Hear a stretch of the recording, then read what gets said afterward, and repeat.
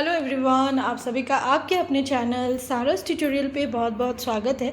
आज मैं आप लोगों के लिए एक इम्पॉर्टेंट नोटिफिकेशन लेकर के आई हूँ जो कि बोर्ड की तरफ से जारी किया गया है। ठीक है, board of secondary education Assam अवनी मैदान। ठीक है, ये जो नोटिफिकेशन है किससे रिलेटेड है? ये नोटिफिकेशन है चेंजेस से। ठीक है, regarding examination under board of secondary education. ठीक है, यहाँ पे क्लियरली मेंशन किया गया है कि ये किससे रिलेटेड है। In the academic calendar 2025 this is for information of all concern that some changes regarding examination under board of secondary education has been decided from the academic session 24 to 25। Okay, so यहाँ पे देखिए कुछ आप लोगों के जो ये session start हुआ है 24 वाला, इस सेशन में और आने वाले सेशंस में चेंजेस लाया गया है। एग्जामिनेशन में चेंजेस आप कह सकते हो कि आपके क्वेश्चन पैटर्न में चेंजेस आया है, सब्जेक्ट्स में चेंजेस आया है। ठीक है, इलेक्टिव सब्जेक्ट्स ऐड ऑन किए गए हैं, उनके प्रैक्टिकल मार्क्स और प्रैक्टिकल एग्ज़ाम कंडक्ट कहाँ से होगा, ये सारी बातों में चेंजेस की गई है। ठीक है, तो सारे पॉइंट्स को वन बाय वन बहुत ही क्लियरली आपको समझना है ताकि आप अपने सेशन में अच्छे से अच्छे परफॉर्म कर पाओ। अब यहाँ पे देखो, पॉइंट नंबर 1 है। Point number 1, the Board of Secondary Education Assam has decided to introduce a new elective subject to impart education on artificial intelligence and robotics from the academic session 24 to 25 in class 9 and from the academic session 25 to 26 in class 10. The textbook can be accessed by any of the following ways. ठीक है, तो board के तरफ से आप लोगों के लिए एक न्यू इलेक्टिव सब्जेक्ट इंट्रोड्यूस किया गया है जिसका नाम क्या है? आर्टिफिशियल इंटेलिजेंस एंड रोबोटिक्स, मतलब कि कंप्यूटर साइंस। ठीक है, ये कंप्यूटर साइंस से ही रिलेटेड है और इसमें ये भी कहा गया है कि किसके लिए होगा? जो अभी क्लास 9 में है, 24-25 के सेशन में 9 में, और 10 में कब आएगा? 25 to 26 में। ठीक है, आपको बुक्स कहाँ पे मिल जाएगा? PDF फॉर्म में बुक्स मिल जाएगा। सेवा ऑनलाइन का जो पोर्टल है, ऑफिशियल वेबसाइट है, वहाँ से आप इसे डाउनलोड भी कर सकते हो इस लिंक के थ्रू। और इसके अलावा book can also be obtain from the open market से भी ये बुक आप इजीली एक्सेस कर पाओगे। ठीक है, ये तो रही पॉइंट नंबर 1। अब पॉइंट नंबर 2 देखिए। पॉइंट नंबर 2 में कहा गया है the practical marks of all vocational subject. जितने भी वोकेशनल सब्जेक्ट्स हैं, ठीक है, ये सारे सब्जेक्ट्स का नाम दिया गया है, देख लीजिए। Shall be 50% from the academic session 24 to 25। तो जितने भी वोकेशनल सब्जेक्ट्स है उसमें जो आप लोगों का मार्क्स होगा वो कितना होगा? 50% होगा, 50%। ठीक है, थर्ड नंबर पॉइंट है the practical marks of for computer science and commerce will be 30%। तो कंप्यूटर साइंस एंड कॉमर्स का क्या होगा? एज बिफोर, जैसे पहले था 30%, वैसे ही अभी भी रहेगा 30%। बट अदर जो वोकेशनल सब्जेक्ट्स हैं उनका प्रैक्टिकल मार्क्स कितना होगा? 50%। ठीक है, ये हो गया। अब पॉइंट नंबर 4 देखिए। The district level internal examination committee will conduct the practical exam for all the subject. तो आप लोगों का जो प्रैक्टिकल एग्ज़ाम होता है वो आप कौन कंडक्ट करेगा? District level internal examination committee. ठीक है, जबकि पहले कौन कंडक्ट करता था? पहले कंडक्ट किया जाता था सेंटर के थ्रू। ठीक है, सेंट्रल लेवल पे होता था। अब यहाँ पे देखिए एक चीज़ लाइन है, the system of taking practical exam at the central level is abolished. मतलब सेंट्रल लेवल पे जो प्रैक्टिकल एग्ज़ाम होता था उसे हटा दिया गया, ख़त्म कर दिया गया। ठीक है, और एक important line, the the student must pass in practical examination separately. अब आपको प्रैक्टिकल एग्ज़ाम में सेपरेटली क्या करना पड़ेगा, पास करना पड़ेगा। ठीक है, तो यहाँ पे हो गई पॉइंट नंबर 4।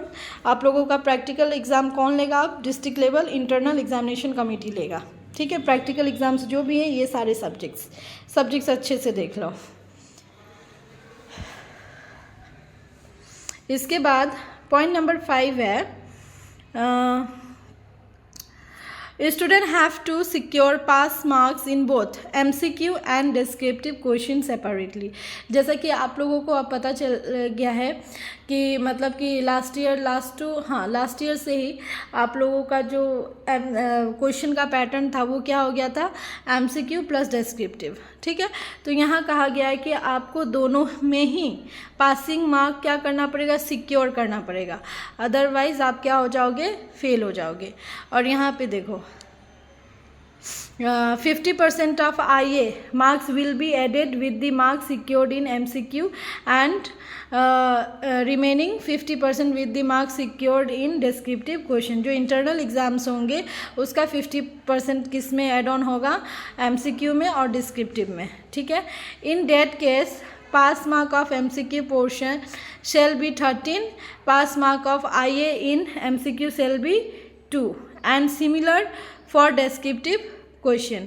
तो पास मार्क फॉर MCQ कितना है, 13 है, और IA का कितना है, 2 है। ठीक है, और सेम ही सिमिलर ही किसके लिए भी होगा, डिस्क्रिप्टिव के लिए भी होगा। ठीक है, इसके अलावा पॉइंट नंबर 6 देखिए, पॉइंट नंबर 6 है the OMR will be of 4 sets. OMR में कितने सेट्स होंगे, 4, A B C D। ठीक है, देन नेक्स्ट है point number 7,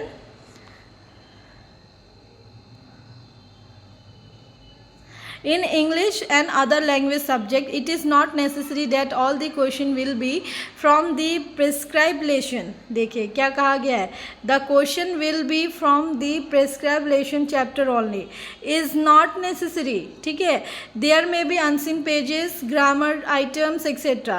the question will be based on learning outcomes of the subject. तो ऐसा अब आप लोग को सिर्फ अपनी किताब पर ही भरोसा करके आगे नहीं बढ़ना है, क्योंकि यहाँ पे टोटली कहा गया है कि जो भी इंग्लिश है या अदर लैंग्वेज सब्जेक्ट है उसमें ये नेसेसरी नहीं है कि क्वेश्चन आपके प्रेस्क्राइब लेशन या चैप्टर से ही आएगा।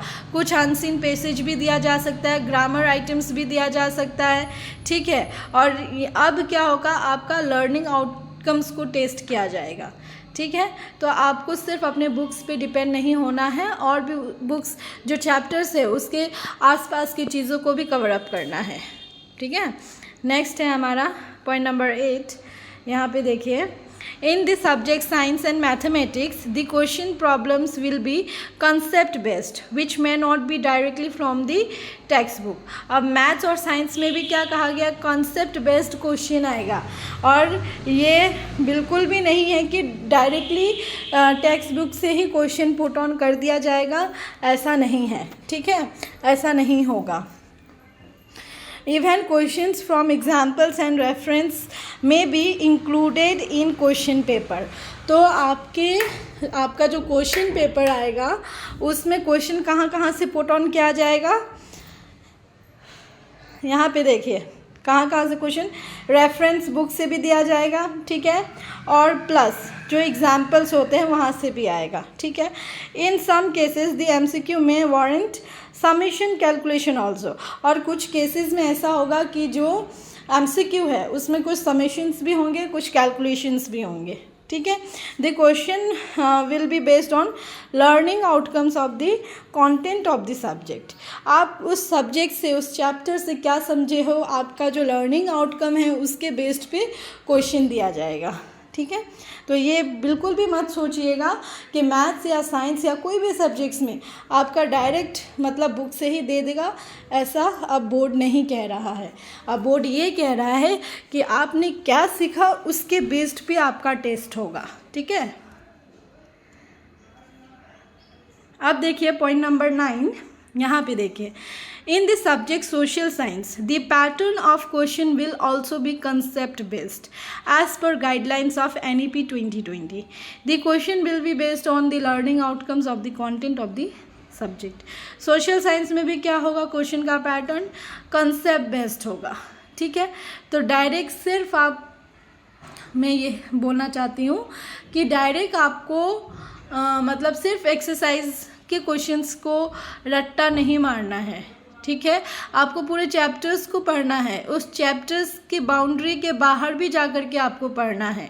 ठीक है, अब पॉइंट नंबर 10 देखिए, pattern of question of other subject including vocational subject will also be change as per guidelines of NEP 2020. जो पैटर्न है क्वेश्चंस का, चाहे वो अदर सब्जेक्ट्स हो या वोकेशनल सब्जेक्ट्स है, उनके पैटर्न्स को भी क्या किया जाएगा, चेंज किया जाएगा. ठीक है, पॉइंट नंबर 11 देखिए, for reference of the teachers as well as the student, the sample question paper as per the guidelines of NEP 2020 for the subject mathematics and science for class 10 are uploaded in board's website. ठीक है, teachers के reference के लिए और plus student के reference के लिए जो न्यू क्वेश्चन पेपर का पैटर्न है मैथ्स और साइंस का, बेसिकली वो क्या किया गया है, बोर्ड ने जारी कर दिया गया है, अपलोड कर दिया है, तो आप उसे देखिए. All the educational institution will go through the sample question papers for the purpose of imparting education. The internal examiner will follow the pattern of sample question paper in the internal examination such as unit test, half yearly and pre-board exam. ठीक है, तो जो sample paper upload किया गया है उसी pattern में question वहाँ के सेम नहीं होंगे बट पैटर्न सेम होगा. और जो भी internal exam like unit test हो गया, हाफ ईयरली हो गया, प्री बोर्ड हो गया, इसमें वही पैटर्न को फॉलो किया जाएगा. ठीक है, the same pattern can be used in the examination of class 9 also. ठीक है, 9 के लिए भी सेम पैटर्न होगा. The question should not be same as shown in the sample question paper, only the pattern should be followed. तो question आपको same नहीं मिलेंगे बट जो पैटर्न है वो फॉलो किया जाएगा.